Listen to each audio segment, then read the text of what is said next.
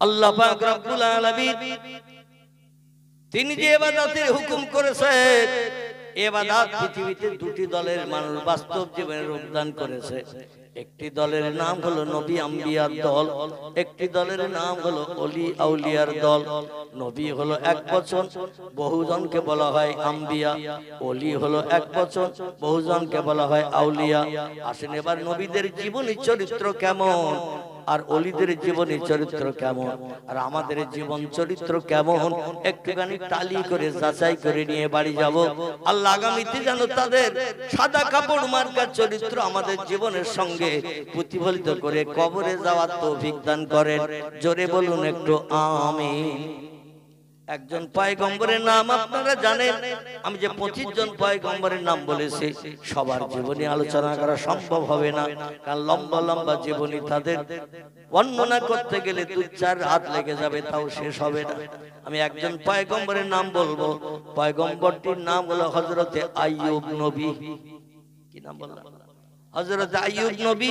যে 25 জন পয়গম্বরের নাম বলেছে তার ভিতরে এই নামটা রয়েছে। পরবর্তীতে এই মেশিনের মাধ্যম দিয়ে আপনারা যখন খুলবেন নামটা বেরিয়ে যাবে। এই আইয়ুব নবীকে আল্লাহ পাক বাদশাহিত্ব দিয়েছিলেন, পয়গম্বরী দিয়েছিলেন, এবং কোটি কোটি টাকার মালিকও বানিয়েছিলেন। অর্থ সম্পদ হলো দেশের বাদশা, জনগণের এমন করে সুখ দুঃখের ভাগীদার বানান তৌফিক আল্লাহ তারে দান করেছিলেন। আইয়ুব নবীর জীবনে একটা ছোট্ট ঘটনার কথা আপনাদের কাছে বলবো। তারা কেমন আল্লাহর উপরে তাওয়াক্কুল ভরসা ছিল, আল্লাহর উপরে কেমন অনড় ছিলেন তারা, আর আমরা কেমন আল্লাহর সঙ্গে সম্পর্ক রেখেছি, একটুখানি যাচাই করে বোঝা যাবে আমাদের ঈমানের জোর কতটা, তাদের ঈমানের জোর ছিল কতটা। একটু প্রাণ ভরে মহব্বতে দরুদ শরীফ একটাবার আল্লাহুম্মা সাল্লি আলা মাওলানা মুহাম্মদ ওয়া আলা আলি সাইয়্যিদিনা। ইউসুফকে দেখে জুলাইখা পাগল, ইউসুফকে দেখে জুলাইখা পাগল, রাসূলকে দেখে খাদিজা, সেই আশিকে মুসলিম পাগল, দরুদ পড়ো মুস্তাফা। আল্লাহুম্মা সাল্লি আলা মাওলানা মুহাম্মদ ওয়া আলা আলি সাইয়্যিদিনা মাওলানা। পয়দা হইয়া দিনের নবী, পয়দা হইয়া নূরের নবী, না দেখিলেন পিতার মুখ, 6 বছরের কালে নবী হারাইলেন যে মায়ের বুক। আল্লাহুম্মা সাল্লি আলা সাইয়্যিদিনা মাওলানা মুহাম্মদ ওয়া আলা আলি সাইয়্যিদিনা।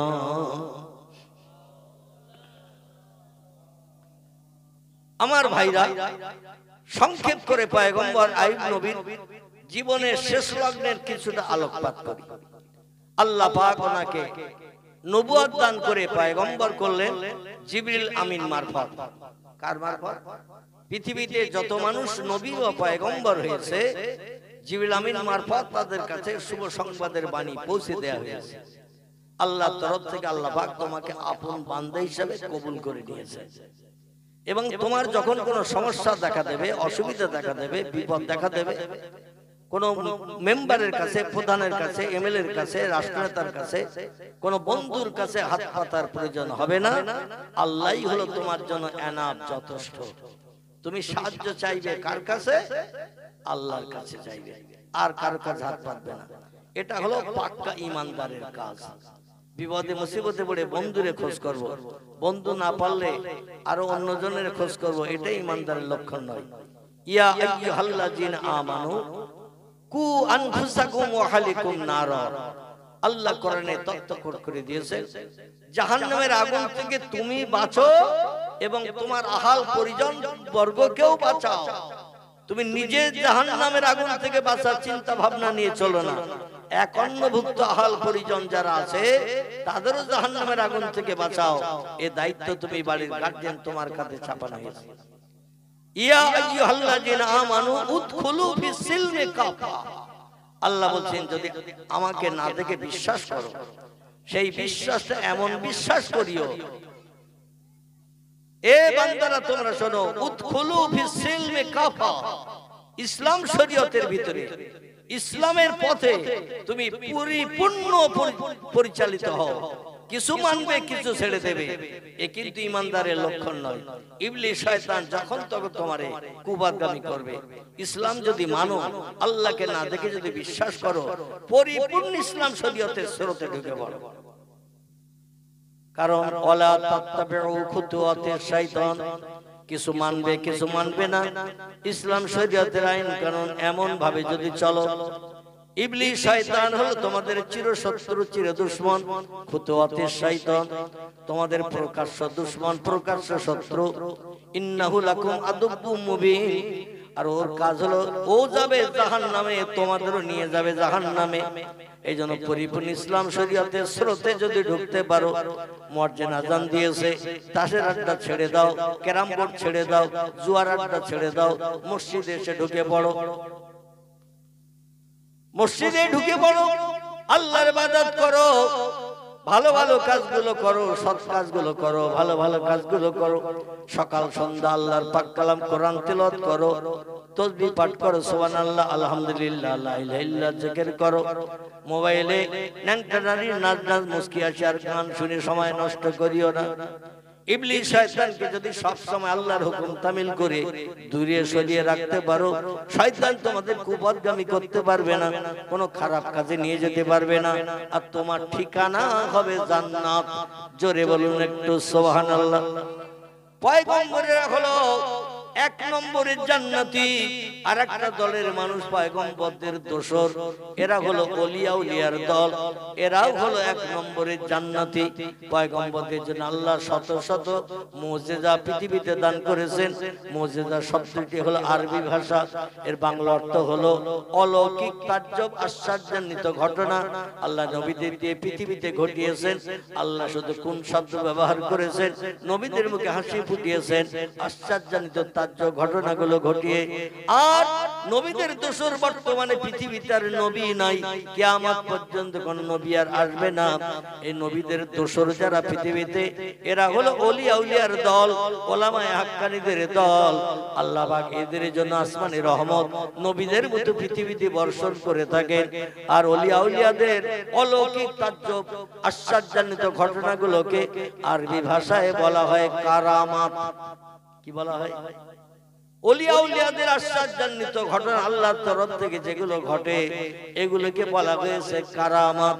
কারামাতুল আউলিয়া হকুম শরীয়তের ফতোয়ার কিতাবে এসেছে, নবীদের মুজিজা যেমন সত্য, ওলিদের কারামাতও তেমন সত্য। তাদের জীবন চরিত্র দুটি দলের। আসুন এবার আপনাদের নিয়ে যাই। পয়গম্বর আইয়ুব নবীর সম্পর্কে আলোচনা করছিলাম। আল্লাহ তাকে পয়গম্বরী দিলেন, আবার বাদশাহিত্য দিলেন, দেশের প্রজাদের সুখ দুঃখের ভাগিদার বানিয়ে দিলেন, তাদের সুখ স্বাচ্ছন্দ্যে বসবাস করানোর জন্য। হযরত আইয়ুব নবীকে অর্থ সম্পদ আল্লাহ দিলেন, বড় বিল্ডিং বানাখারাও বানালেন, দেশে রাজত্ব চালাচ্ছেন তিনি। আল্লাহ বললেন তুমি কেমন ঈমানদার, আমি একটু মাঝে মাঝে পরীক্ষা করি, সব বান্দা ইমানের পরীক্ষা করি। আমার ভাইরা, কোরআনের দ্বিতীয় পারায় আল্লাহ পাক রব্বুল আলামিন সূরা বাকারার ভিতরে বলছেন, ও দুনিয়ার মানুষেরা তোমরা শোনো, বিসমিল্লাহির রহমানির রহিম, ওয়ালা তাকুলু লিমান ইউক্তালু ফি সাবিলিল্লাহি আমওয়াত বাল আহইয়াউ ওয়ালাকিন লা তাশউরুন ওয়ালা নাবলুওয়ান্নাকুম বিশাইয়্যিম মিনাল খাউফি ওয়াল জু আল্লাহ বলছেন আমি ভয়ের মাধ্যম দিয়ে ক্ষুধার মাধ্যম দিয়ে বান্দাদের ঈমানের পরীক্ষা করি। অনাফসিম মিনাল আমওয়াল, সন্তানদের প্রাণ নাশ করিও মাঝে মাঝে বান্দাদের ঈমান পরীক্ষা করে থাকি। ধন সম্পদ নষ্ট করেও বান্দাদের আমি ঈমানের পরীক্ষা করি। যারা ধৈর্য ধারণ করে সবর ইখতিয়ার করে আমি আল্লাহ যেটা করি সেটা মানিয়ে নেয়, সে হলো আমার কাছে প্রিয় পাক্কা ঈমানদার মুমিন। জোরে বলুন একটু সুবহানাল্লাহ। আল্লাহ বলেন পয়গম্বর তুমি মুখে বলো আমি পাক্কা ঈমানদার, কিন্তু কেমন পাক্কা ঈমানদার আমি একটু ফাইনাল পরীক্ষা নেব তোমারে। ছেলেরা স্কুলে পড়াশোনা করে, কেমন পড়াশোনা করেছে বছরে দেখবেন দুবার তিনবার করে পরীক্ষা নেওয়া হয়। পরীক্ষায় যদি রেজাল্ট ভালো হয় তাহলে মাস্টার সার্টিফিকেট দেয়, তুই ভালো পড়েছিস, তোর রেজাল্ট ভালো, ফার্স্ট ডিভিশন পাস করেছিস, এ প্লাস পেয়েছিস, অমুক তমুক হয়েছিস, এমন করে সকলের থেকে তোর নাম্বার বেশি, তুই ফার্স্ট হয়েছিস। আল্লাহ বলেন আমার ফার্স্ট বান্দাদের তালিকার নাম যদি লিখতে চাও একটু পরীক্ষা দাও। পয়গম্বর আইয়ুব নবী বলেন আল্লাহ আপনি যেটা করবেন করুন, আমি আপনার পরীক্ষা দিতে রাজি আছি। আল্লাহ বলেন তাহলে একটি পরীক্ষা নেব, সেই পরীক্ষা হলো তোমার দেহে কুষ্ঠ রোগ ঘা পাসড়া দেব। কি দেব? কুষ্ঠ রোগ ঘা পাসড়া দেব তোমার দেহে, এমন কুষ্ঠ রোগ দেব ঘা পাসড়া দেব দুনিয়ার ডাক্তার কবিরাজ হাকিম বৈদ্য ঔষধ দিয়ে সারাতে পারবে না। এখন আমি দেখব তুমি আমার উপরে কেমন ভরসা করো। আল্লাহ বলেন ফাসবরুন জামিলুন আল্লাহুল মুস্তাআনু আলা মা তাসিবুন। বিপদে মুসিবতে পড়ে যে বান্দারা ধৈর্য ধারণ করে আল্লাহ সাহায্যের অপেক্ষায় থাকে তারাই হলো পাক্কা মুমিন। এবং অচিরে তাদের মুখে আমি আল্লাহ হাসি ফুটাই পরীক্ষা শেষ হয়ে গেলে। জোরে বলুন একটা সুবহানাল্লাহ। রাজ সভাসদ স্বর্গের ভিতরে পয়গম্বর আইয়ুব নবী বাদশা, আবার তিনি পয়গম্বর, তিনি রাষ্ট্রনেতা, অর্থ সম্পদের মালিক, জনগণের দুঃখ দুর্দশা নিবারণের জন্য অর্থ অকাতরে দান করে থাকেন। আল্লাহ তাকে দিয়েছেন কুষ্ঠ রোগ, সারা দেহে ঘা পাসড়া হয়ে গেছে। আমরা বাংলায় যারা ছোঁয়াচে রোগ বলি, এই ছোঁয়াচে রোগ ঘা পাসড়া প্রতিদিন রাতের বেলা পাসড়া ঘা গুলো সব পেকে যে পুজ হয়, সকালবেলা আবার গেলে দিলে পচা পুজ বের হয়ে যায়, গোস্ত গুলো দেখবেন পুষে গেছে, গোস্ত পিছেও পুজ হচ্ছে, আর পুজ গুলো এমন করে বেরিয়ে যাচ্ছে।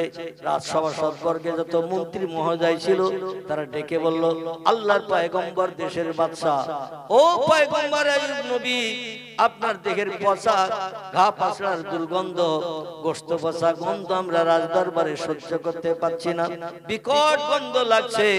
আপনি ডাক্তার দেখান, কবিরাজ দেখান, হাকিম বৈদ্য দেখান, ঘা পাসড়ায় ওষুধ লাগান, ওষুধ খান, যাতে তাড়াতাড়ি ঘা সেরে যায়, পচা দুর্গন্ধ যাতে না বার হয়। পয়গম্বর বলেছেন আল্লাহ দিয়েছেন ঘা, আল্লাহ সারিয়ে দেবে, আমি কোন ডাক্তার কবিরাজ ডেকে ওষুধ ব্যবহার করব না। আচ্ছা আমরা এরকম বলি, কথা বলে এরকম ঘা পাসড়া হলে কোন ডাক্তার ভালো ট্রিটমেন্ট করতে পারে খোঁজ নেই না? নেই।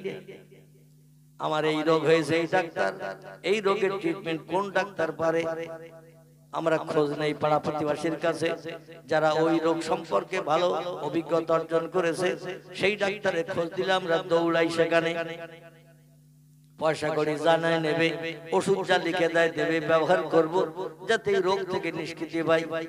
আল্লাহ বলেন আনুনাজ্জিলু মিনাল কোরআনি মা হুয়া শিফাউ ওয়া রাহমাতুল লিল মুমিনিন। জোরে বলুন একটু আল্লাহু আকবার।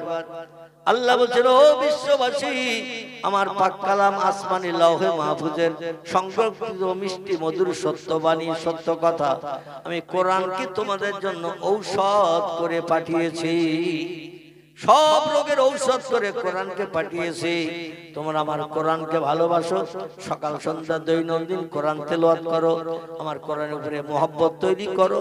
দুনিয়ায় কোনো ডাক্তারের কাছে যেতে হবে না, কবিরাজের কাছে যেতে হবে না, হাকিম বৈদ্যের কাছে যেতে হবে না। যে ঔষধ কোরআন দেবে সেই ঔষধ দুনিয়ার কোন হাকিম বৈদ্যদের মগজেও নাই। জোরে বলুন একটু সুবহান। মন্ত্রীরা বললেন ডাক্তার ডাকুন, ওষুধ ব্যবহার করুন।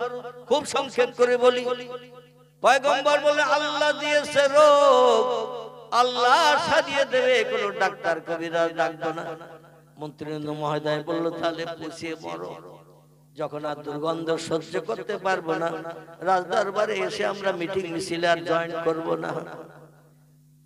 রাজদরবার ভেঙে যায়, মিটিং মিছিল যখন ভেঙে যায়, আলাপ আলোচনা দৈনন্দিনের যখন শেষ হয়ে যায়, বাদশা বাড়িতে যায় একটু বিশ্রামের জন্য।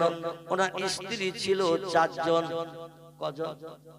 4 জন স্ত্রী ছিল। আমার ভাইরা, 3-3টে বিবি। স্বামীর অবস্থা দেখে কিছুতে ওষুধ ব্যবহার করে না, ট্রিটমেন্ট করে না, ডাক্তার কবিরাজ বৈদ্য হাকিম ডাকে না। ওনার পাশে থাকলেও আমরা দুর্গন্ধ সহ্য করতে পারি না, নাকে কাপড় দিয়ে থাকতে হয়। গোশত পচলে বিকট গন্ধ হয় না? হয় না? গোশত পচা গন্ধ। দেখবেন মাঠে যদি একটা গরু ছাগল মারা যাওয়ার কারণে ফেলে দিয়ে আসা হয়, আর শগুন টগুন কাক চিলেরা যদি না খায়, এলাকা দিয়ে পাশ দিয়ে গেলে হাওয়ার মাধ্যম দিয়ে দুর্গন্ধ নাকে লাগে না? লাগে না? মানুষ পচা গন্ধ আরো বিকট। এই বিকট গন্ধ স্ত্রীরাও পর্যন্ত সহ্য করতে পারছে না। তখন বলল, আপনি যদি ডাক্তার কবিরাজ না দেখান, ঘাই ট্রিটমেন্ট যদি না করেন, তাহলে আমরা কিন্তু পথ দেখবো। আমাদের মেয়েরা যেমন মাঝে মাঝে স্বামীরে বলে, তোমার মতো স্বামীর ভাতের দরকার নাই, তোমার মতো স্বামী কত ভ্যান ভ্যান করতেছে। এখানকার মেয়েরা অবশ্য বলে, যা বলে আমাদের দিকে। এখানকার মেয়েদের নামে বদনাম দিয়ে আমি আর মার খেয়ে বলবো নাকি? এরা সব ভালো। আমার ভাইরা বললো, যদি ডাক্তার কবিরা না দেখো, পচা দুর্গন্ধ আর কতদিন ধৈর্য ধরে সহ্য করব? 3-3টি স্ত্রী, স্বামীর ঘায়ের কোন উপশম হতে না দেখে ঘা বরং দিন দিন আরো বেশি হচ্ছে, বেশি গোস্ত পড়ছে, ঘা ছোট থেকে বড় বড় হয়ে গেছে। প্রতিদিন রাতের বেলা পুষ্টুস জমে যায়, দিনের বেলা আবার পরিষ্কার হয়, আবার রাত আসলে পুজ জমে যায়, আর ওই রকম পচা দুর্গন্ধ চলছে। 3 জন স্ত্রী বলল, চলো আমরা এখন যুক্তি করে নিল 3 জন, চলো বাপের বাড়ি যাই। ভবিষ্যতে যদি কোনোদিন খবর পাই আমাদের স্বামীর রোগ সেরে গেছে, আবার বাড়ি আসার চিন্তা ভাবনা নেব। কারণ উনি বাদশাহ, উনি পয়গম্বর, উনি বিরাট বড় ধনিক শ্রেণীর মানুষ। আল্লাহ কোটি কোটি টাকার মালিক করেছেন, বড় বিল্ডিং বালাখানা বানিয়েছেন। এতদিন তো সংসার জীবনে সুখে ছিলাম, এখন চরম বিপদ। এই বিপদে ধৈর্য ধরে আর কতদিন থাকবো? ধৈর্যের বাঁধ ভেঙে গেছে, চলো বাড়ি যাই, বাবার বাড়ি যাই। সেখানে দরকার হয় পরিশ্রম করে আমরা জীবনের ক্ষুধা নিবৃত্তির ব্যবস্থা করব, কাজকর্ম করব। এইভাবে স্বামীর ঘরে থেকে পচা দুর্গন্ধ সহ্য করা সম্ভব হবে না। 3 জন স্ত্রী যুক্তি করে একের পর এক স্বামীর ঘর ছেড়ে বাবার বাড়ি চলে গেছেন। আর 4 জনের ভিতরে একজন স্ত্রী ছিল, তার নাম আল্লাহ কোরআনে কোট করে দিয়েছেন, তার নাম হলো হযরতে রহিমা। কি নাম? হযরতে রহিমা তার নাম। ইনি বললেন, 3 জন স্ত্রী চলে গেছে, স্বামী উঠতে পারে না, বসতে পারে না, এখন ধরা লাগে, লাঠি লাগে, এত জয়ীফ হয়ে গেছে। পচা দুর্গন্ধ, ঘা পাশা, রক্ত, ঘা পরিষ্কার করতে হয়। আর আমিও যদি চলে যাই, স্বামীর পাশে থাকবে কে? সেবা যত্ন করবে কে? দুঃখ দুর্দশার ভাগিদার কে হবে? 3 জন তো চলে গেল, আমি এখন একা আছি। হযরত রহিমা বললেন, স্বামী যতদিন হায়াতে বেঁচে থাকবে আমি স্বামীর পাশ থেকে সরব না। জোরে বলুন একটু সুবহানাল্লাহ। তার আদর্শ চরিত্র ব্যবহারে আল্লাহ এত খুশি হয়ে গেছেন। পবিত্র কোরআনের ভিতরে আল্লাহ তার জীবনী কোট করে দিয়েছেন। কোরআনে কারো জীবনী আসুক, এটা 4টেখানি ব্যাপার নাকি? আল্লাহ কোরআনে যার সম্পর্কে ভালো সার্টিফিকেট দিয়েছেন, এই ভালো সার্টিফিকেট যে কোনো মানুষের পক্ষে পাওয়া কি সম্ভব নাকি? সম্ভব নয়। এই রহিমা স্বামীর পাশে থেকে গেল। 3 জন স্ত্রী বিদায় নিয়ে বাপের বাড়ি চলে গেল। লোকজন মারফত খবর নেয় আমার স্বামী এখন কেমন আছে। যাদের কাছে খবর নেয়, স্বামীর এলাকা থেকে ঘুরে যায়, তারা বলে পূর্বে যা ছিল তার থেকে রোগ আরো বেশি। ওরা বলল, তার নিশ্চিন্তে বাপের বাড়ি থাকে। আমার ভাইরা, এইভাবে কিছুদিন অতিবাহিত হওয়ার পরে রহিমার সেবা যত্ন করছেন দুষ্ট স্বামীকে। বিপদের সময় যে পাশে দাঁড়ায় সেই তো প্রকৃত বন্ধু। সুখের বন্ধু অনেক পাওয়া যায়, সুখের দিনের বন্ধু অনেক পাওয়া যায়, কিন্তু দুঃখের দিনে, বিপদের দিনে যে পাশে দাঁড়ায় সেই তো হলো প্রকৃত বন্ধু। রহিমা বলল স্বামী ছাড়বো না, স্বামী যত সময় হায়াত আল্লাহ রেখেছে স্বামীর পাশে থেকে সেবা যত্ন করব। কারণ হাসরের মাঠে কোটি কোটি মানুষ যখন দাঁড়িয়ে যাবে আল্লাহর দরবারে আমি অপমানিত হতে পারবো না। চিল্লাই বলুন একটু সুবহানাল্লাহ, নারে তাকবীর। হযরতে পয়গম্বর নবীর গায়ের পচা দুর্গন্ধ হাওয়ার মাধ্যম দিয়ে এত ছড়িয়ে গেল, রাস্তা দিয়েও লোকজন আর যেতে পারে না। তার রাস্তা বাড়ির সামনে দিয়ে ভ্যাক করে ভক করে গন্ধ লাগে। আর এত বিকট গন্ধ, নাক চাপলো তবু হাওয়ার মাধ্যম দিয়ে কাপড়ের ভিতর দিয়ে পচা দুর্গন্ধ যায়। এলাকার মানুষ পয়গম্বরের বাড়ি দল বেঁধে আসলো। দল বেঁধে এসে বলল, পয়গম্বর আমরা একটা জিনিস আপনার কাছে জানতে এসেছি, বলতে এসেছি, যদি অনুমতি দেন তাহলে বলি। পয়গম্বর বলে, নাম ইয়া আখি ইয়া আইয়ুহার রাজুল, এ লোক সকল জনসকল কি উদ্দেশ্য নিয়ে এসেছে বলো। আমার কাজ হলো জনগণের মুখে হাসি ফুটানো, বিপদে পাশে দাঁড়ানো, সাহায্য সহযোগিতা করা, গরিব এতিম মিসকিনদের খাদ্য দান করা, তাদের ক্ষুধা নিবৃত্তি করা, এটা হলো পয়গম্বরদের কাজ। কি উদ্দেশ্যে আমার কাছে এসেছো? বলে, হয় আপনি দেশে থাকেন, আমরা ঘর বাড়ি ছেড়ে বিবি বাচ্চা নিয়ে অন্য দেশে চলে যাই, অন্যথায় আপনি চলে যান, আমরা বিবি বাচ্চা নিয়ে দেশে সুস্থভাবে বাস করি। দুটোর যে কোনো একটা পথ অবলম্বন করার জন্য আপনার কাছে অনুরোধ করতে এসেছি। হয় আপনি চলে যান, আমরা বিবি বাচ্চা নিয়ে যেখানে বাস করছি সেখানে বাস করি, অন্যথায় আমরা চলে যাই, আপনি পচা দেহ নিয়ে ঘরে থাকেন, আমাদের নাকি আর দুর্গন্ধ লাগবে না। পয়গম্বর বলেন, কুমিয়া আখি, ও ভাইরা একটুখানি দাঁড়াও, আমাকে একটু চিন্তা করতে দাও, আমাকে একটু চিন্তা করতে দাও। পয়গম্বর আইয়ুব নবী মাথা নিচু করে একটু চিন্তা করে বললেন, আমার একার জন্য তোমরা সমস্ত পাড়া প্রতিবাসী দেশবাসী পচা দুর্গন্ধ সহ্য করতে পারছো না, তাই আমার কাছে রিপোর্ট করতে এসেছো। আমার একার জন্য তোমরা সবাই বিপদে থাকো, আমি ওটা পছন্দ করি না। বরং আমি যদি একা চলে যাই, তোমরা সবাই দেশে সুস্থভাবে বাস করতে পারবে। একটু চেপে আসে, একটু চেপে আসে, সবাই সুস্থভাবে বাস করতে পারবে। তাই করি, আমি চলে যাচ্ছি জঙ্গলে, যাতে আমার গায়ের পচা দুর্গন্ধ পোষা গন্ধ তোমাদের নাকে না লাগে, তোমরা বিবি বাচ্চা নিয়ে দেশে সুস্থভাবে বসবাস করো। পয়গম্বর করলেন কি, কিছু কাপড় চোপড় পুটলি করে নিয়ে কাঁধে ঝুলিয়ে নিয়ে পচা দুর্গন্ধ লাগা এই অবস্থায় তিনি ঘর থেকে বেরিয়ে পড়লেন। রাজবাড়ি ছেড়ে দিয়ে, বিশাল বড় এরিয়ার রাজবাড়ি ছেড়ে দিয়ে চলে গেলেন। স্ত্রীরা চলে গেল, বাচ্চা কাচ্চা যা ছিল তাদেরও সঙ্গে করে নিয়ে চলে গেল। হযরত রহিমা বলছেন, আইনা তাযহাব ইয়া জাওজি, ও প্রাণের স্বামী, এতদিন ঘরে বসবাস করেছেন, সেবা যত্ন যথেষ্ট পরিমাণে করার চেষ্টা করেছে, এরপরে হঠাৎ করে লোটা কম্বল নিয়ে আইনা তাযহাব, যাচ্ছেন কোথায়? আই বললেন, এলাল হাসার ইয়া জাওজাতি, এলাল হাসার, আমি যাচ্ছি ঝোপঝাড় জঙ্গলে, যেখানে হিংস্র জন্তু ছাড়া কোনো মানুষ বাস করে না, যেখানে কোনো মানুষ বাস করে না, হিংস্র জীব জন্তু ছাড়া, সেইখানে চলে যাচ্ছে, যাতে আমার গায়ের গোশত পচা দুর্গন্ধ পাছড়ার গন্ধ মানুষের নাকে না লাগে। এই জন্য দেশের জনগণকে সুবিধা দেওয়ার জন্য, সুখী বসবাস করার জন্য এই চিন্তা ভাবনা আমি নিয়েছি।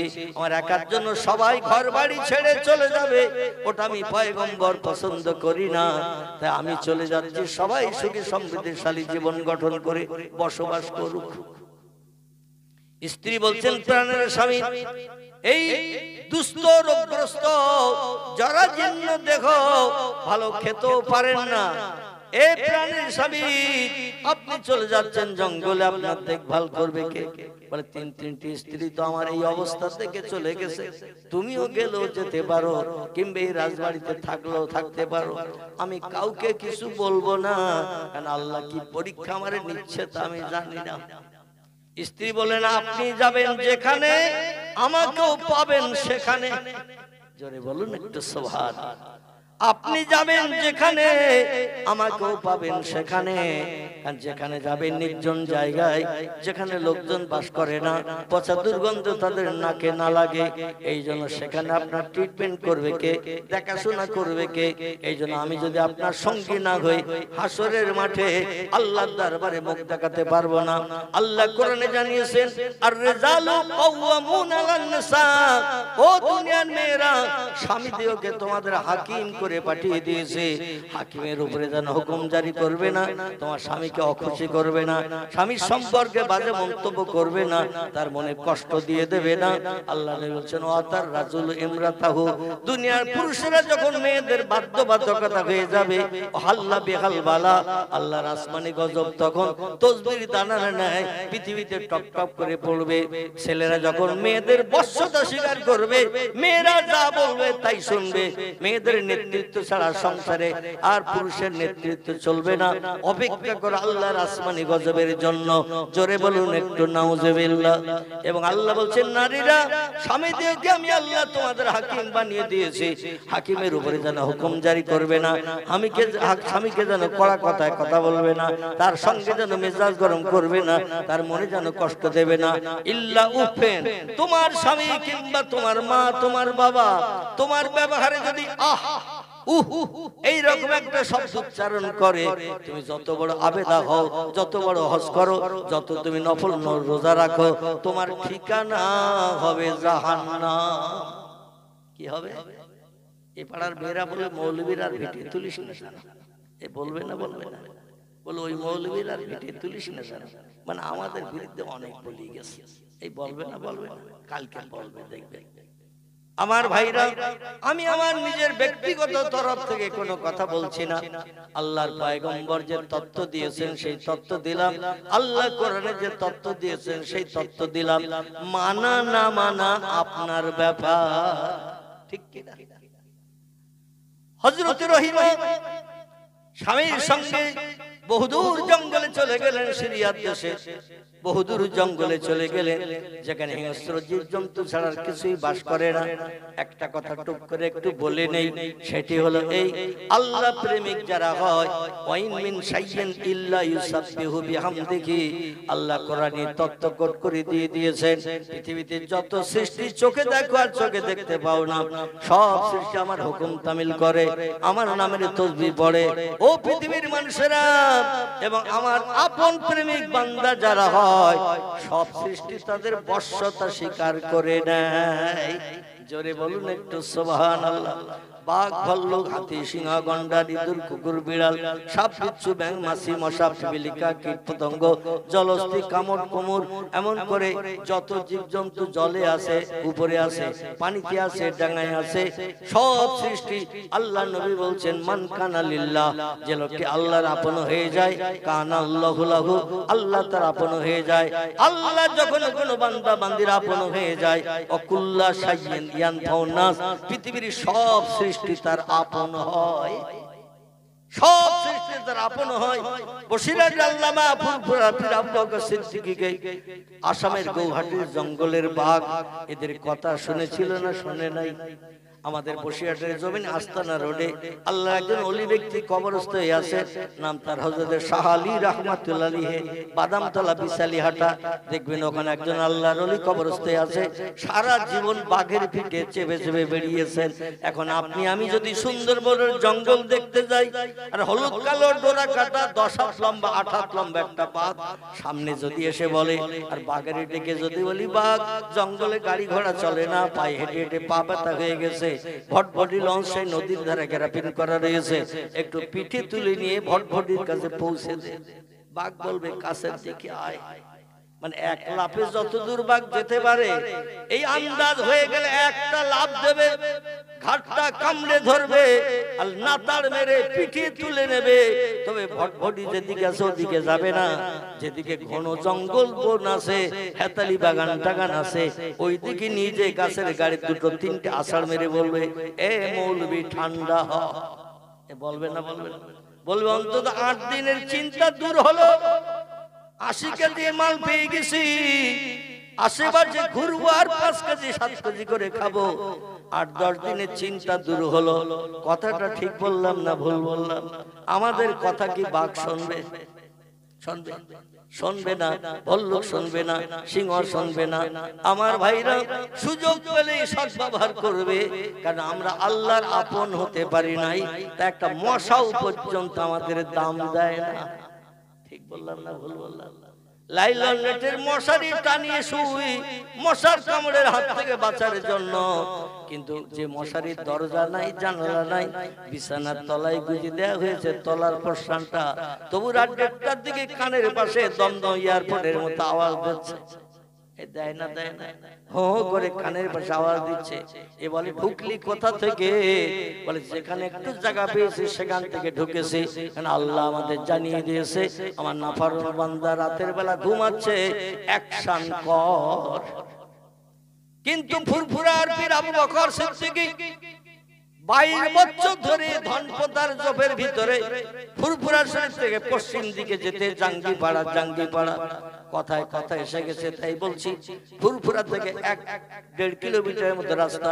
জাঙ্গিপাড়ার দিকে যেতে, জাঙ্গিপাড়া যে ফুরফুরা থানা, ওই সামনের দিকে যেতে এক জায়গা আছে, জায়গাটির নাম হলো ধনপতা। বর্তমানে সেখানে ইটভাটা তৈরি হয়েছে। আগে ছিল ঝোপঝাড় জঙ্গল। দিনের বেলা কোনো মানুষ একা রাস্তা পাস করতো না, হিংস্র জীব জন্তুর ভয়ে। এখন সেসব ঝোপ জঙ্গল আর নাই, ইটভাটা তৈরি হয়েছে গোটা 2 মতো। আমার ভাইরা, যেখানে আব্বাস সিদ্দিকী একটা বিশাল জনসেবামূলক প্রতিষ্ঠান তৈরি করার চিন্তা ভাবনা নিয়েছিলেন, তো বর্তমানে কাজ বন্ধ রয়েছে। আমি যেটা বলতে চাইছিলাম, ওইখান দিয়ে কোনো মানুষ দিনের বেলাও পাস করতে ভয় পেত। 2-5 লোক না হলে রাস্তা পাস করতো না। 2 দিকে ঝোপঝাড় জঙ্গল ছিল, হিংস্র জীব জন্তু বাস করতো। এখান থেকে 100 বছর আগের কথা। ওই জঙ্গলের ভিতরে রাতের বেলা আল্লাহর নামের জপ জিকির করেছেন আবু বকর সিদ্দিক আল কুরাইশি, একটানা 22 বছর। ক বছর? একটানা 22 বছর বিবি বাচ্চার মায়ে ফেলে ছেড়ে সংসার ধর্ম পরিত্যাগ করে রাতের বেলা আল্লাহরই খুশি করার জন্য নিভৃতে গভীর রাত্রে ওই জঙ্গলের ভিতরে বসে বসে আল্লাহর ইবাদত করে আল্লাহকে আপন বানিয়েছেন। এই জন্য বাঘ পর্যন্ত তার বশ হয়েছে, জঙ্গলে হিংস্র জন্তু পর্যন্ত বশ হয়েছে। আল্লাহর কাছে যখন যেটা চেয়েছেন আল্লাহ না দিয়ে পারেন নাই। আর আমরা তো বিপদে পড়লেই মেম্বার আছে, প্রধান আছে, এমএলএ আছে, ডাক্তার আছে, মাস্টার আছে, কত বন্ধু আছে, তাদের কাছে হাত পাতলে কিছু না কিছু সাহায্য পাওয়া যাবে। আল্লাহ বলেন, দুনিয়ার মানুষের সাহায্য সীমিত কিছু সময়ের জন্য, আমার সাহায্য হলো চিরকাল। জোরে বলুন একটু সুবহান।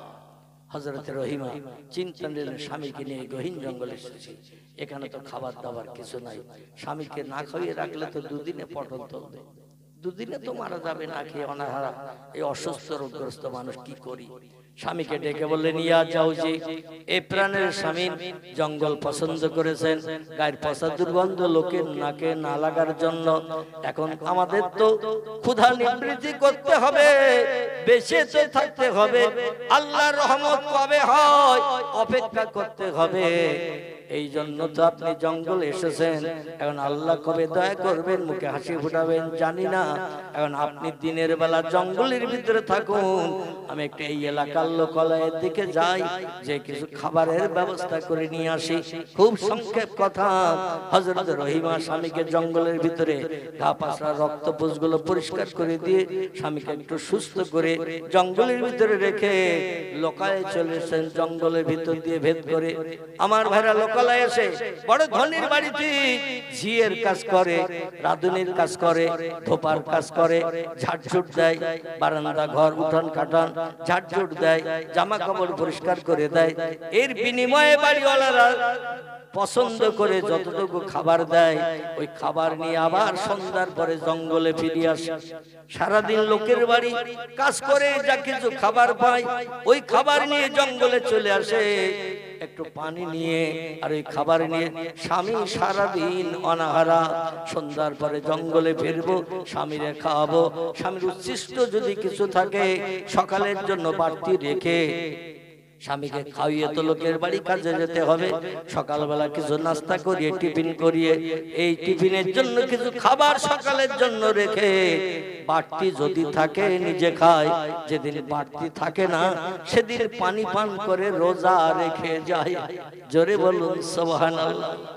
আর রহিমার আদর্শ চরিত্র আখলাক এত ভালো, এলাকার মানুষরা বলে আমাদের বাড়িতে কাজ করেন, আরেকজন ডেকে বলে আমাদের বাড়িতে কাজ করেন, আপনার কাজকর্ম পরিষ্কার পরিচ্ছন্ন, আপনার আচার ব্যবহার খুব ভালো। কারণ বিশেষ করে একজন পয়গম্বরের স্ত্রী, এই জন্য তার চরিত্র তো ভালো হওয়া স্বাভাবিক। ইবলিস শয়তানের পছন্দ হলো না রহিমা লোকের বাড়ি জিয়ের কাজ করে, কাজের বিনিময়ে যে খাদ্য পায় সেগুলো নিয়ে জঙ্গলে চলে এসে স্বামীর সারাদিনের পিপাসার পানি পান করায়, খাদ্য জানে সেগুলো খাওয়ায়, আবার সকালবেলার জন্য কিছু বাড়তি রেখে যদি বাড়তি আরো কিছু থাকে সেগুলো রহিমা খায়। অন্যথা আল্লাহর মন্দিরের জন্য নফল রোজা রেখে দিনের পরে দিন কাটায়। ইবলিস শয়তানের ওটা পছন্দ হলো না। শয়তান ইবলিস একদিন মানুষের চেহারা নিয়ে ওই লোকালয়ে যাদের বাড়িতে রহিমা কাজ করে তাদের বাড়িতে যেয়ে বলছে, শোনো ওই মেয়েটার চরিত্র খারাপ, ও মেয়েটা খারাপ মানুষ, ওর চরিত্র খারাপ, তোমাদের বাড়িতে দৈনন্দিন কাজ করলে তোমাদের চরিত্র খারাপ হয়ে যাবে। কারণ খারাপ চরিত্র আলা, খারাপ আদর্শ আলা মানুষ বাড়িতে না থাকা ভালো। ও চোর যেমন তেমন ওর চরিত্র খারাপ, ওর আচার ব্যবহার খারাপ, ও পরকিয়া নাউজুবিল্লাহ, জীবন যৌবন বিক্রি করে দিয়ে এমন করে অর্থ উপার্জন করে থাকে। মানুষের কাছে কুযুক্তি দিল ওকে যেন খবরদার কাজে নিয়ে না। ও দেশ থেকে চলে এসেছে, মানুষের মারধর করে তাড়িয়ে দিয়েছে, তাই খারাপ চরিত্র হওয়ার কারণে তোমরা খবরদার যেন কাজে নিয়ে না। যুবক মানুষের রূপ নিয়ে ইবলিস শয়তান এই তত্ত্ব দিয়ে আসলো লোকালয়ের মানুষের কাছে। রহিমা পরের দিন কাজে চলে গেছে, কোন ব্যক্তি তার ডেকে আর কাজে নেয় না। অন্যদিন আসলেই বলে এই বলে আমার বাড়ি কাজ করো, বলে আমার বাড়ি কাজ করো, আর সেদিন আর কেউ কাজে নেয় না। রহিমা বলে কি বিপদ হলো, কি অসুবিধা হলো?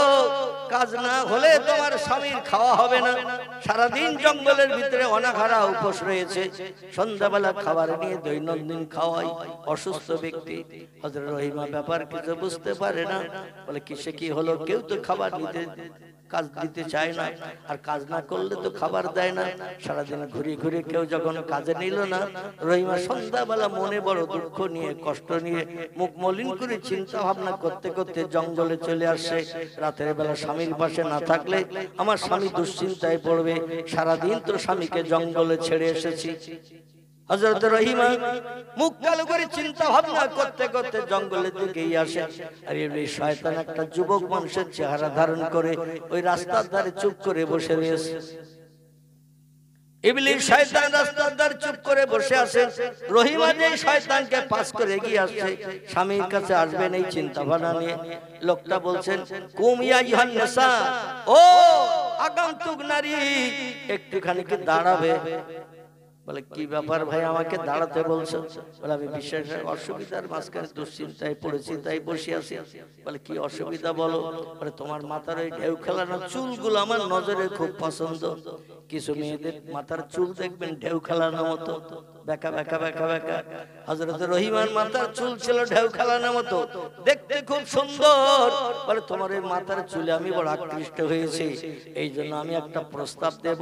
আজকে তো কেউ তোমার কাজে নেয়নি, কেউ খাবারও দেয়নি, দুশ্চিন্তায় জঙ্গলে যাচ্ছ, তোমার অসুস্থ স্বামী কি খাবে, কি খাওয়াবে? আর অসুস্থ মানুষ না খাওয়ালে তো তোমার স্বামী হঠাৎ করে হয়তো অনাহার হয়ে মৃত্যুবরণ করবে।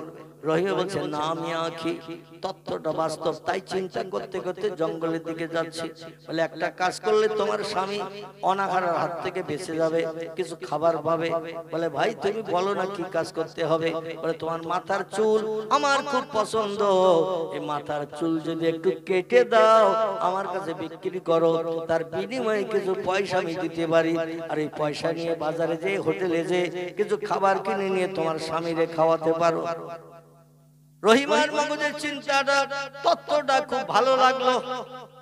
তত্ত্বটা ভালো লাগার কারণে বললেন ভাই সুন্দর উপদেশ দিয়েছেন, কিন্তু আমি একটু চিন্তা ভাবনা করি, মাথার চুল কেটে দিয়ে আমি পয়সা নিয়ে স্বামীর খাবার নিয়ে যেতে অসুবিধা হবে কিনা। একটু চিন্তা ভাবনা করে বলছেন, ইয়া আখি, ও ভাই, তুমি যে তত্ত্ব দিয়েছো আমার স্বামীর ক্ষুধা নিবৃত্তির জন্য, আমার পক্ষে এই তত্ত্ব বাস্তবে রূপদান করা সম্ভব হবে না। বলে কিসে কি হলো? বলে আমার স্বামী অসুস্থ মানুষ, একা একা উঠতে পারে না, একা একা দাঁড়িয়ে থাকলে বসতে পারে না, আমার মাথার চুল ধরে আস্তে আস্তে ওঠে, আবার মাথার চুল ধরে আস্তে আস্তে বসে। আরে মাথার চুল কেটে যদি তোমার কাছে বিক্রি করে দিই, স্বামী আর ধরার কিছু পাবে না, উঠতে বসতে পারবে না, সারা দেহ ঘাপাসনায় ভর্তি, শরীর জরাজীর্ণ হয়ে গেছে। এই মাথার চুল বিক্রি করে খাবার নিলে আমার স্বামীর উঠতে বসতে অসুবিধা হবে, আমি চুল বিক্রি করব না। ইবলিস শয়তান যুক্তি দিয়ে বলছে, চুল কেটে নিলে ও তো 2-4 দিনের পরে আবার লম্বা হয়ে যাবে, একই রকম তো থাকবে না। 2-4 দিন একটু কষ্ট করে স্বামীকে ওঠা বসা করালে 2-4 দিনের ভিতরেই চুল লম্বা হয়ে যাবে। লম্বা যখন হবে তখন তোমার মাথার চুল ধরে তোমার স্বামী আবার ওঠা বসা করতে পারবে। রহিমা বললেন, সাদ্দাকতা ইয়া আখি, সত্যি তোমার মগজে জ্ঞান আছে, যে তত্ত্ব দিয়েছো তত্ত্বটা আমার কাছে বিবেচিত হয়েছে। তাহলে এক কাজ করো, আমার মাথার চুল কিছুটা কেটে নাও, কিছুটা রাখো, যাতে আবার বেড়ে যেয়ে লম্বা হয়ে আমার স্বামীর উপকারে কাজে লাগে। ইবলিস শয়তান মাথার চুল অল্প রেখে বাকিটা সব কেটে নিয়েছেন, ঢেউ খেলানো দর্শনীয় চুল। এই চুল কেটে নিয়ে রহিমারে পয়সা দিলেন কিছু, পয়সা নিয়ে রহিমা আবার বাজারের দিকে চলে গেলেন। এলাকায় যেখানে বাজার ছিল, হোটেল টোটেল ছিল, সেইখানে চলে গিয়েছেন। ওইখানে চলে গিয়ে কিছু খাবার নিলেন, পানি নিলেন, নিয়ে জঙ্গলে আসছেন। আসতে একটু লেট হয়ে গেছে। প্রতিদিন যে সময় সন্ধ্যার পরে জঙ্গলে ফেরেন, আজকে সেই সময় আসতে পারেননি, একটু লেট হয়ে গেছে, কারণ আবার ফিরে গেছেন বাজারে, আবার খাবার কিনে নিয়ে ফিরে আসছে জঙ্গলে, এই জন্য সময় লেট হয়েছে। আর এই লেটের ভিতরে ইবলিস শয়তান আইয়ুব নবীর কাছে চলে গেছেন একটা মানুষের চেহারা নিয়ে। বলে, ও পয়গম্বর, তোমার দোয়া দাবি আল্লাহর কাছে কেন কবুল হয় না, রোগ কেন সারে না, তুমি কি জানো? পয়গম্বর বলছে, লা ইয়া আখি, আমি তো তা জানি না। বলে, তোমার স্ত্রী প্রতিদিন লোকালয় থেকে যে খাবার আনে, ও খাবারগুলো সব লোকের হাড়ি মেরে চুরি করে নিয়ে আসে। লোকের হাড়ি মেরে চুরি করে খাবারগুলো নিয়ে আসে, আর সেই খাবার তোমারে খাওয়ায়। আরে হারাম খাওয়ার কারণে আল্লাহ তোমার ইবাদত বندگی কবুল করে না, দোয়া দাবি কবুল করে না। তাই দীর্ঘদিন তুমি অসুস্থ হয়ে জঙ্গলে পতিত আছো। হারাম খাবার খেলে আল্লাহ ইবাদত কবুল করবে না, দোয়া দাবিও কবুল করবে না। তোমার স্ত্রী খাবারগুলো কোথা থেকে কিভাবে নিয়ে আসে তুমি তো কোনদিন যেয়ে দেখো না। স্ত্রী যেটা বলে তুমি সেইটা বিশ্বাস করো, কিন্তু তোমার স্ত্রী চুরি করে করে খাবার নিয়ে আসে। প্রতিদিন চুরি করে করে আনার কারণে আজকের বাড়িওয়ালারা সতর্ক ছিল, যে হাড়ি মেরে খাবার চুরি করে আনতে গেল, বাড়িওয়ালারা ধরে ফেলেছে। ধরে ফেলে 2-4 ঘা উদ্যম পাদ্যম দিয়েছে, এমনকি মাথা নেড়া করে চুল কেটে পর্যন্ত নিয়েছে। খুব সংক্ষেপ কথা, মাথা চুল কেটে নিয়েছে। চুল কেটে তোমার স্ত্রী চুল লম্বা চুল ছোট করে দিয়েছে। এই পয়গম্বর বলে, আমার স্ত্রী জঙ্গলে না ফেরা পর্যন্ত তোমার কথা বিশ্বাস করতে পারছি না। আর আমার স্ত্রী এইরকম ধরনের কাজ করবে, ওটা কোনোদিন আমি বিশ্বাস করতে পারি না। বলে, একটু পরে তোমার স্ত্রী আসবে, মারধর করে বেঁধে রেখেছিল, তারপর উদ্যম পাদ্যম খা কত কষিয়ে দিয়েছে। আর চোর হিসাবে সাব্যস্ত হওয়ার কারণে মাথার চুল কেটে নিয়েছে। হযরত রহিমা হনপান করতে করতে সময় লেট হয়ে গেছে বলে তাড়াতাড়ি জঙ্গলে ফিরে আসছে। যেই পয়গম্বরের সামনে চলেছেন, তাকে মাথার চুল কাটা, মাথার চুল কেটে নিয়েছে। এই মাথার চুল কেটে নিয়েছে দেখে পয়গম্বর সঙ্গে সঙ্গে ঘুরে অন্যদিক ফিরে বসেছে।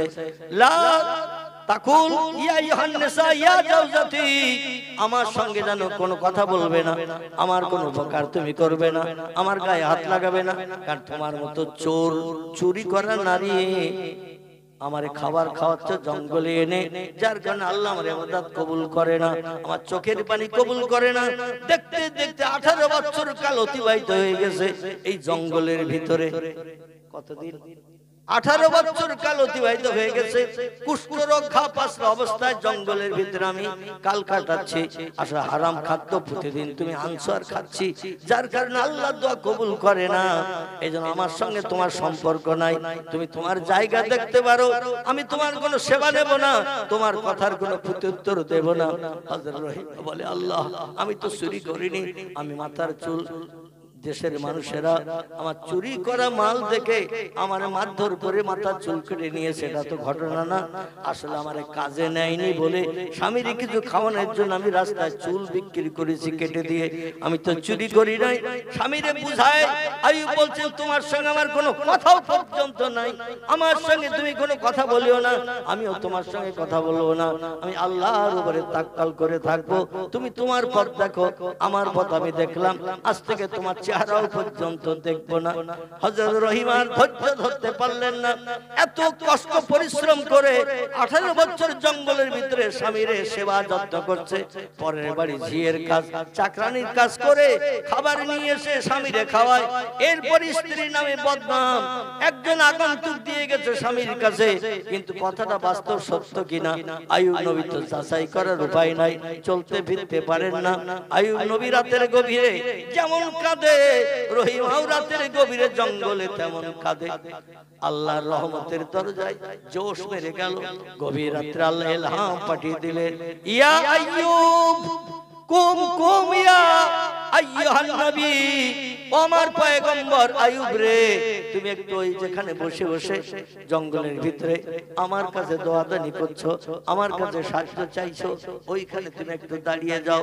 তোমার চোখের পানি, তোমার বিবির চোখের পানি আমি আল্লাহর সহ্য করতে পারছি না, কারণ ফালিয়াদহাকু কালিলাও ওয়ালিয়াবকু কাসীরা। আল্লাহ বলেন দুটো কাজ যদি কম বেশি করতে পারো, আমারে তাড়াতাড়ি আপন বানিয়ে নিতে পারবে। একটি হলো হাসি তামাশা, পৃথিবীতে কম কম করে করিও, ওয়ালিয়াবকু কাসীরা, আর আমার কাছে চোখের পানি একটু বেশি বেশি করে ফেলিও। যারা হাসবে কম, কাঁদবে বেশি, আমার আপন বানাতে সুবিধা পাবে তারা তত তাড়াতাড়ি বেশি। জোরে বলুন একটা সুবহানাল্লাহ। স্বামী স্ত্রী দুইজন কাঁদছে, কারোর সঙ্গে কারো সম্পর্ক নাই, এমন কান্না কাঁদছে, আল্লাহর রহমতের দরিয়ায় জোশ মেরে গেল। আল্লাহ ইলহাম পাঠিয়ে দিলেন, পয়গম্বর যেখানে বসে বসে তুমি কাঁদছো আমার কাছে সাহায্যের জন্য, ওইখানে একটু দাঁড়িয়ে যাও, দাঁড়িয়ে যে ডান পাটা একটু জমিনে মেরে দাও, তোমার ডান পাটা উঁচু করে গোড়ালিটা জমিনে একটু মেরে দাও। পয়গম্বর বলেন, আল্লাহ দেহের এমন কোন জায়গা নাই যেখানে কুষ্ঠরোগগ্রস্তে পুষে যে ঘা হয় নাই, সব জায়গায় দরদ, সব জায়গায় ব্যথা। আল্লাহ আমি জমিনে পা মারলে তো রক্ত ফিনকি ধরে ছুটবে, দগদগে ঘা। আল্লাহ বলছে তোমার জোর করে মারতে হবে না, তুমি একটু জমিনে সইয়ে দাও তোমার ডান পায়ের গোড়ালিটা, বাকি কাজ আমি আল্লাহ আমার।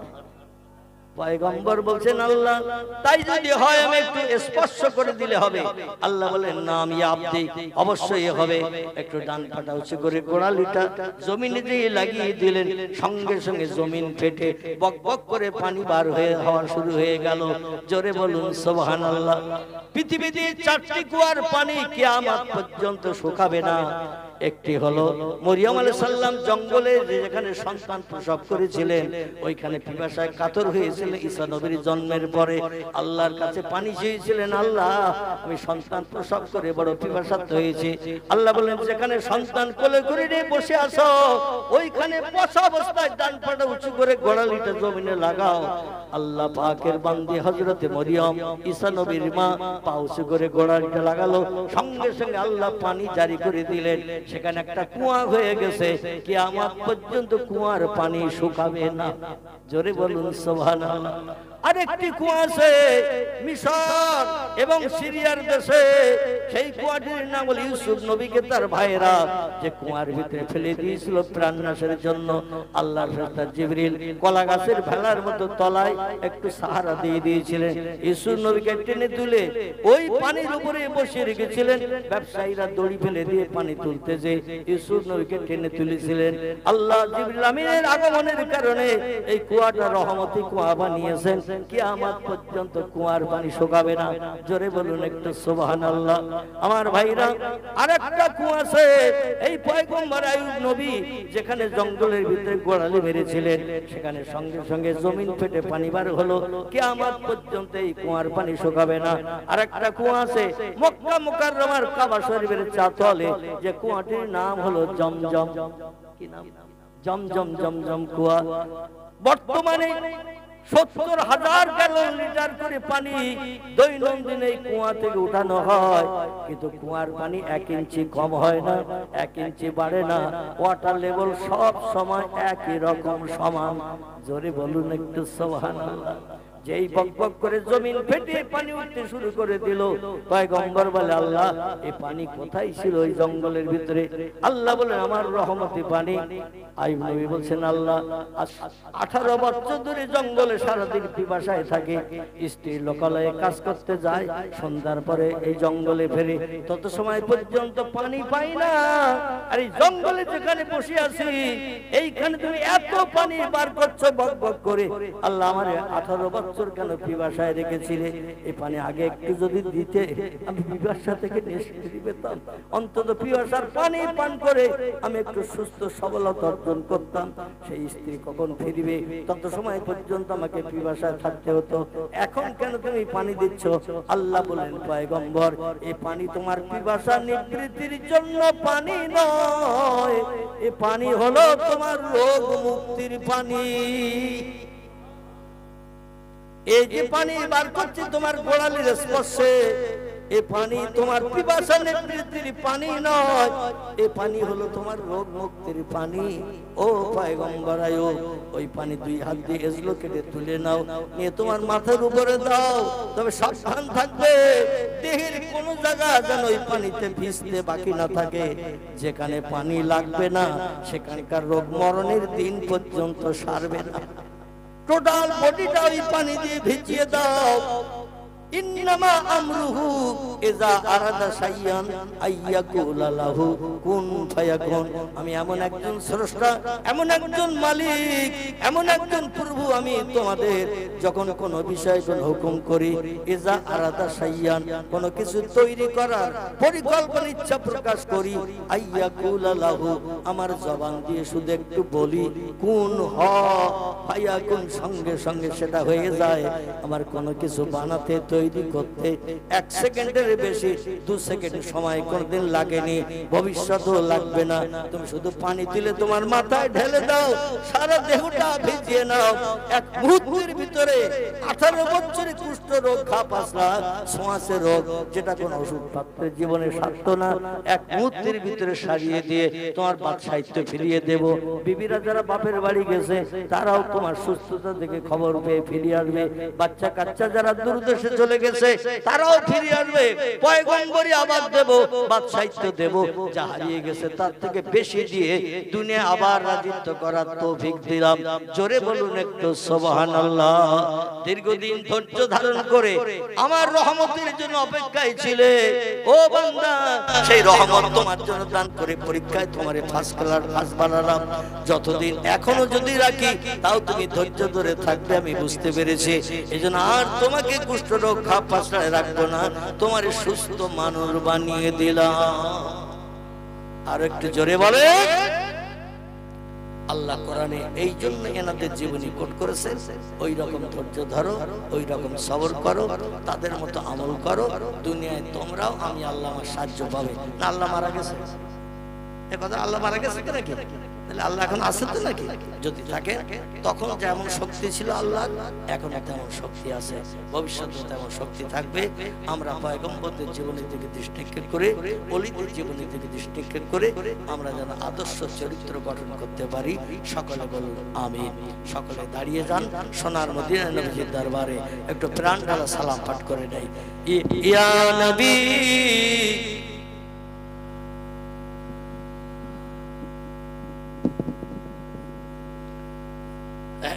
জোরে পড়েন, ইয়া নবী সালাম, ইয়া রাসূল সালাম, ইয়া হাবিব সালাম, আলাইকা সালাওয়াতুল্লাহ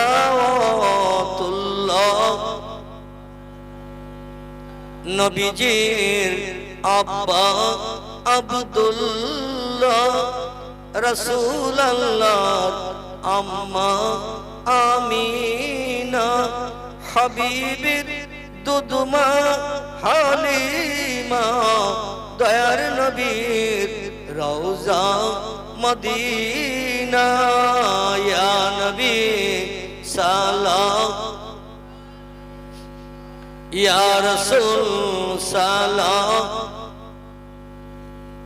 ইয়া হাবিব সালাম আলাইকা সালাওয়াতুল্লাহ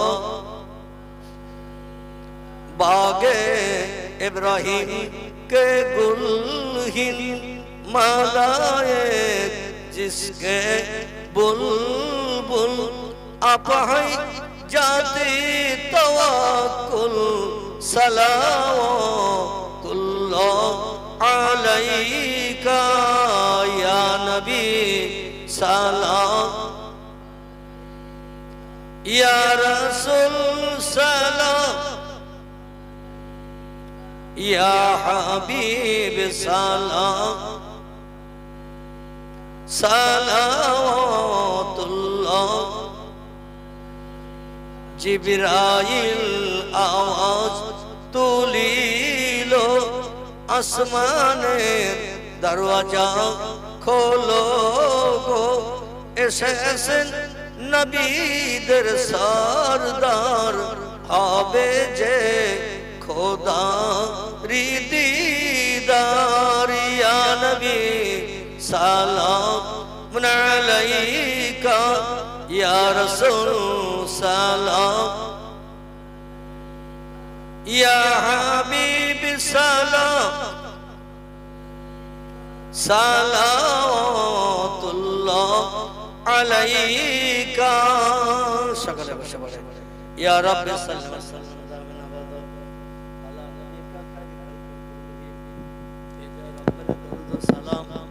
बरगुज़ीदा नबी पर अपने मदाम बलगल उला बिकमालिही कशफत तुजा बिजमालिही हसनत जमीउ खिसालिही सल्लु अलैहि व आलिही আরবের বুকে মক্কার পরে আরবের বুকে মক্কার পরে মামিনার যেথায় ঘর খোদার করুণা কৌসার হয়ে ঝরসে বারংবার বলগল উলা বেকামালিহি কশফত তুজা বিজমালিহি কথা বুঝতে দেখেছেন তাহলে এরপরে আর সম্ভব না বুঝতে তা আপনারা যদি সে রাত্রি 10টার সময় যদি খাবার চাওয়ান তা তো দেরি তো হবে সারা রাত হবে না এখন 11:30টা বেজে গেছে আর সম্ভব না রান্নাটা সন্ধ্যের পর পরই চাপাতি হয় আমার তো 10টায় ওঠার কথা ছিল আপনারা তুলেছেন 9:30টায় মানে 9:30টাও বাজেনি তখন আমি বসেছি দেখতে দেখতে ঘন্টার রেগ আলোচনা করার কথা ছিল তো হতে হতে 2 ঘন্টা হয়ে গেছে এরপরও এখনো 10 মিনিট চালাতে বলছেন একটু মহব্বতে আল্লাহর জিকির করি সুবহানাল্লাহ আলহামদুলিল্লাহ লা ইলাহা ইল্লাল্লাহ সুবহানাল্লাহ আলহামদুলিল্লাহ লা ইলাহা